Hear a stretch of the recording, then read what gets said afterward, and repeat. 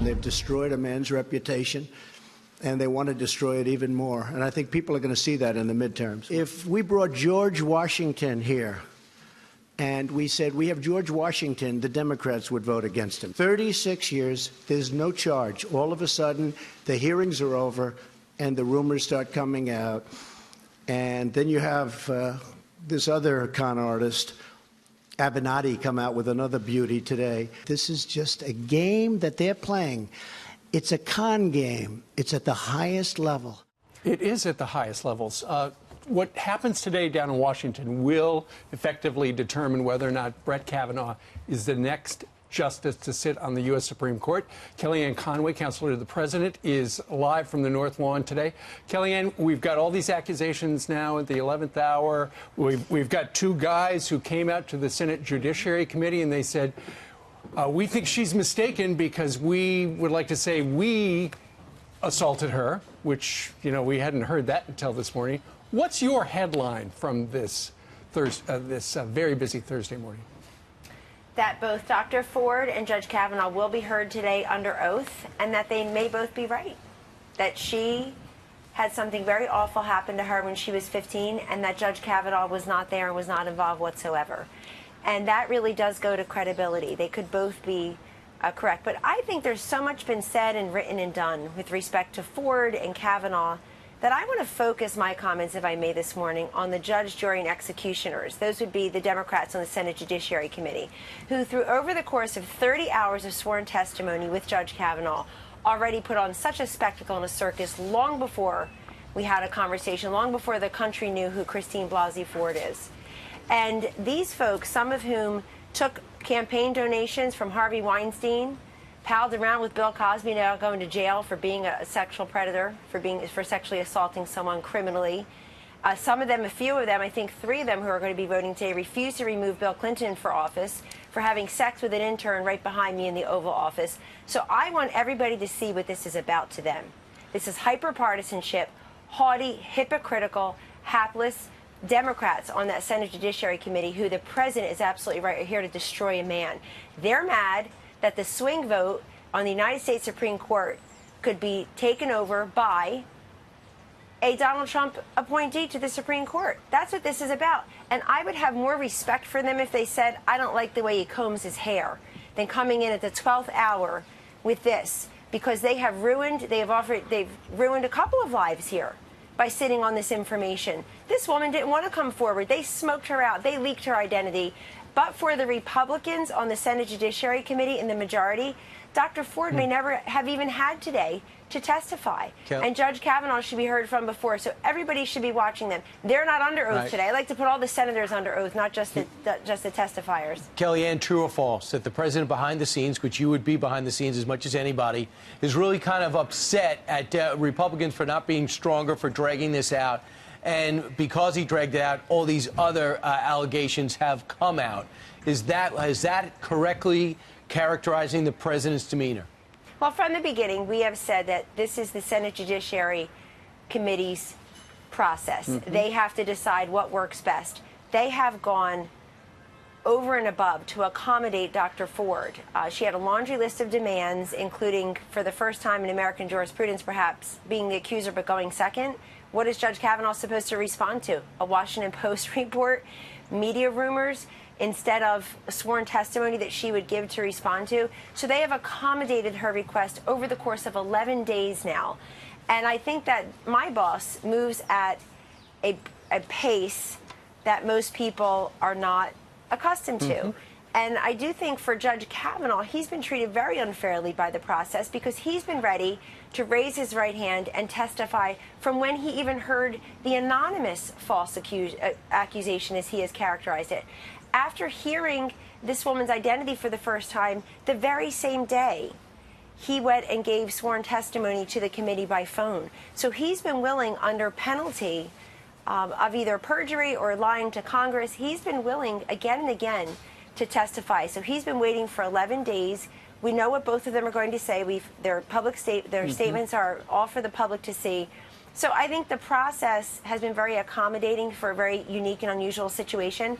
But everything that the left has said that they're concerned in here getting to the truth, having her be heard, not having her be ignored and insulted. I'm the one who 10 days ago said, don't insult her, don't ignore her. And here we are, 10 days later, they're going to testify. But the fact that this morning the USA Today came out with the sworn testimony, or I guess the interviews by some in the Senate with these two men who say it was them. They were there and they had sexual contact or assault. Assault, I guess, is what they're confessing to. I didn't read everything, so I want to be careful here. That's big news. The other thing is, as for these gang rape allegations, I would tell that woman, go march down to the Montgomery County courthouse today and file a claim, because as I understand it, as a fully recovered attorney of many years, sex crimes have no statute of limitations in Maryland.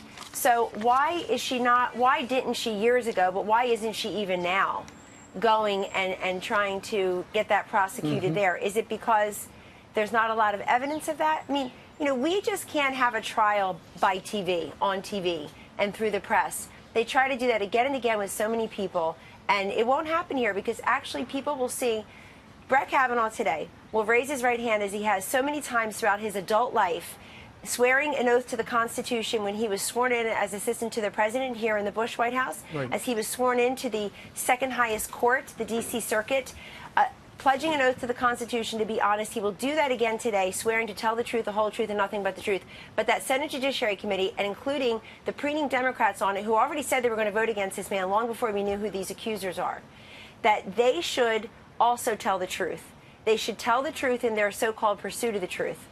Okay. Kellyanne, even if he is innocent, it's a shame. If he is innocent, it's a shame that his reputation is tainted. But I'm hearing now from just conversations, when you have conversations at the dinner table, or you get in a taxi here in New York and people are talking about this. These are conversations that are happening all over the country. Are people now going to the president, or is the president now telling you that he's considering nominating someone else? What if he is innocent?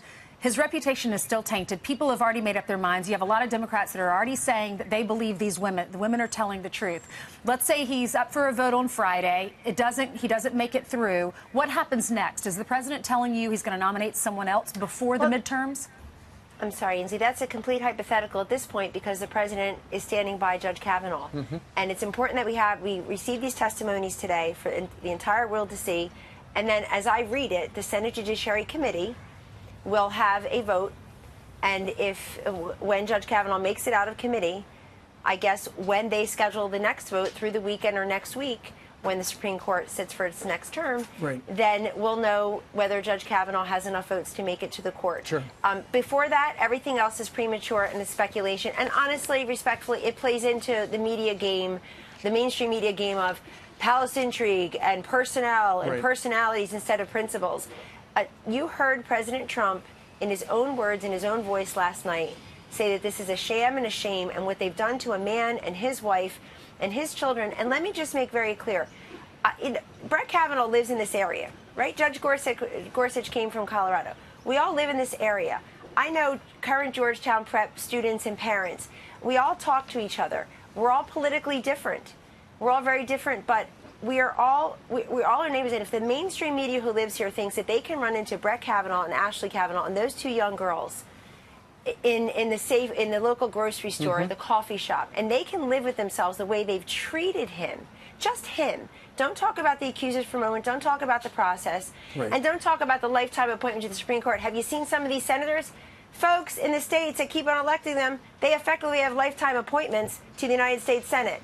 And so if they can live with themselves the way they've treated a human being, and they can look their kids in the eye and say, I treated him as a human being the way I would want you to be treated. I'd really like that.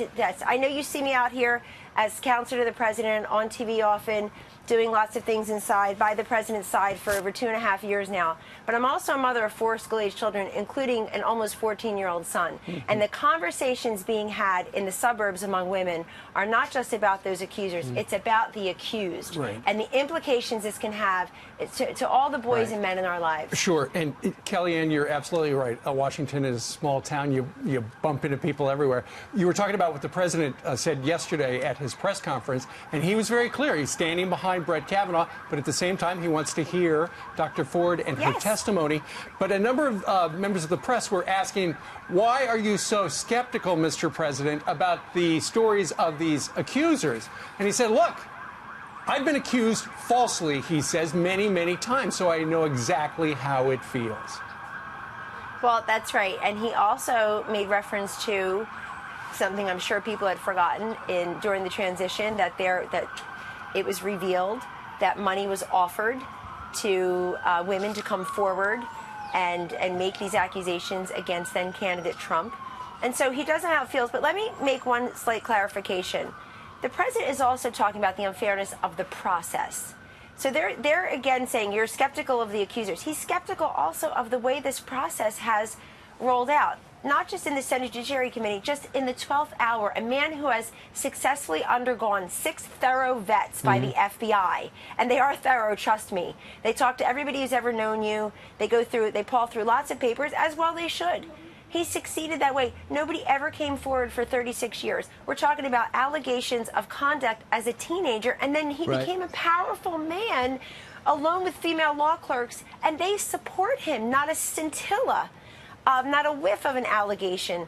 And so the president is also talking about the unfairness of the process, that somebody can submit answers to 1,300 written questions, produce over 1 million documents, have 30 hours plus of sworn testimony to the same committee, and sit and have authored over 300 opinions that everybody has scoured, over 300 opinions that have been scrutinized over time on the D.C. circuit, and nothing.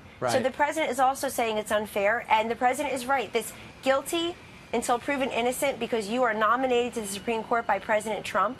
It's terrible to try to shame and blame and name people merely because of whom is nominated to the Supreme Court. But the president is tough. Judge Kavanaugh is tough. He wants to clear his name, as he told your colleague Martha McCallum. And I hope he shows some righteous indignation today, because I know it's hard for him. He's not a politician like the politicians he'll be facing. He's not a slick person on TV who knows how to play for the cameras. He's a judge. He's a public servant. Gotcha. And people are saying Kellyanne? she didn't want to do this, but he didn't ask for this either. Kellyanne? I'm glad they're going to be there. Yeah, let's talk about something else that could or could not be happening today. We thought it was on the schedule. The president indicated it might be put off. And that's the president's one-on-one with Deputy Attorney General Rod Rosenstein, who came to the White House Monday. Wild speculation he was about to be fired or resign.